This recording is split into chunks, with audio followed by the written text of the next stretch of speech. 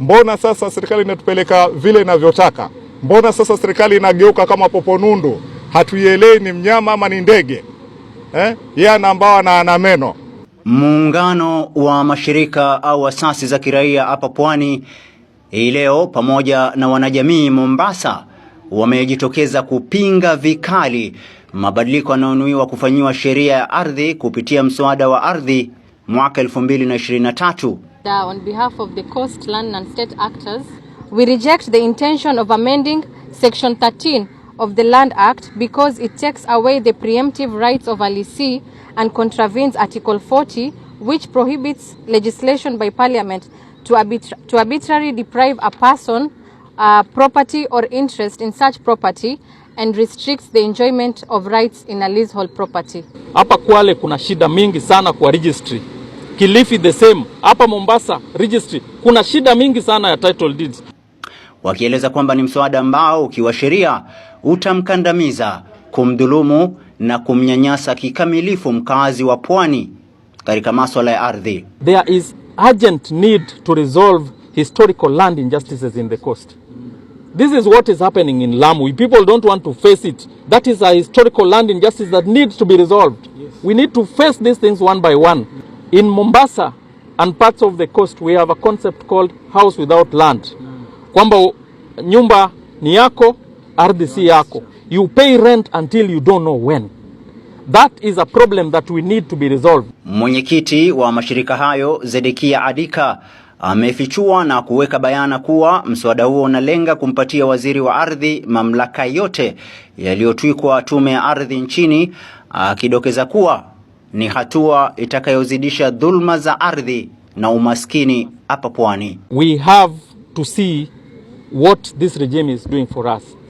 The idea of amending the land laws so that these powers go back to the cabinet secretary, who is directly controlled by the president, is one that we refused when we passed the constitution. By doing this, we shall have killed the spirit and letter of the constitution as it is, and we shall have gone back to the time when we didn't have this constitution, when people misbehaved with our land as bad as possible.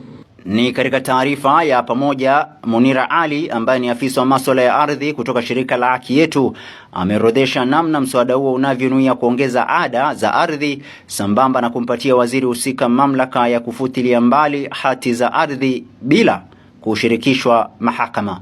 It is our considered view that such action is premised on bad faith, malice, and seeks to consolidate the management of land back to the executive, which Kenyans fought so hard to devolve and introduce professional management.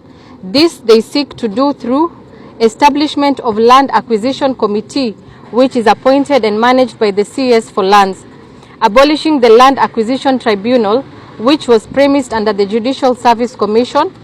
They are introducing the Cabinet Secretary to the entire process of compulsory acquisition of land, which was initially under the NLC. The CS shall be taking over the process of valuation and survey of land in the process of compulsory acquisition. The Cabinet Secretary shall be issuing leases as opposed to the current position where the process is conducted professionally under National Land Commission. Kwa pamoja wamepinga vikali na kwa kinywa kipana mswada huo wa ardhi mwaka 2023 wakiwa nje ya afisi za Muhuri Mombasa. Sisi kwanza tuko huru Kenya yetu. Kwa nini kuwekwa mapendekezo kama hayo? Hii ni kumaanisha unamnyanyasa kabisa ule mtu wa chini akose haki kabisa. Kile kitu ambacho tunakitaka Act 67 ya katiba hiyo itaendelea. Tume iweze kupewa uwezo wake kama kawaida, NLC ipatiwe kazi yake kama kawaida, na ikiwa haitapatiwa uwezo basi hizo tume ziondolewe mbali kwa sababu zitakuwa hazina faida yoyote. Kwa hiyo sisi tunakataa hayo mapendekezo haramu yaliyowekwa, tunakataa kata tena tunakataa kabisa. Jonathan Mwanzia, Al Shifaa TV, Mombasa.